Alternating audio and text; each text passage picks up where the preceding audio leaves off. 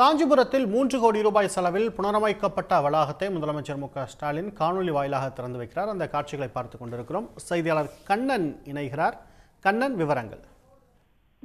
நிச்சயமாக தமிழ்நாடு அரசு இந்த கைத்தறி தொழில் மற்றும் கதர் துறையை மேம்படுத்த பல்வேறு திட்டங்களை செயல்படுத்தி வருகிறது.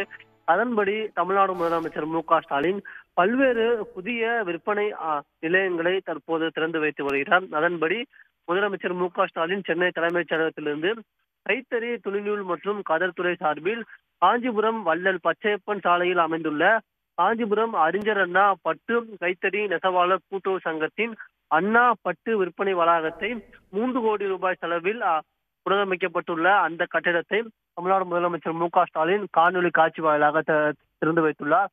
சுமார் 6000 சதுரடி பரப்பளவில் இந்த கைத்தறி வளாகமானது புதுப்பிக்கப்பட்டுள்ளது. இதில் மக்கள், அதாவது நெசவாளர்கள் நெய்து அவர்களிடம் வாங்கப்பட்ட பட்டு சேலைகள் உள்ளிட்ட பல்வேறு சேலைகள் காட்சிப்படுத்தப்பட்டு பொதுமக்கள் விற்பனைக்காண்டி வைக்கப்பட்டுள்ளது.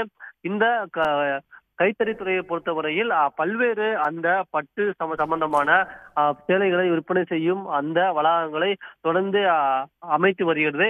அதன்படி 3 கோடி ரூபாய் செலவில் புனரமைக்கப்பட்டுள்ள இந்த புதிய வளாகத்தை முதலமைச்சர் மு.க.ஸ்டாலின் காணொலி காட்சி வாயிலாக சென்னை தலைமைச் செயலகத்திலிருந்து திறந்து வைத்துள்ளார். விவரங்களுக்கு நன்றி கண்ணன். உடனுக்குடன் செய்திகளை தெரிந்து கொள்ள சன் நியூஸ் பெல் ஐகானை கிளிக் பண்ணுங்க.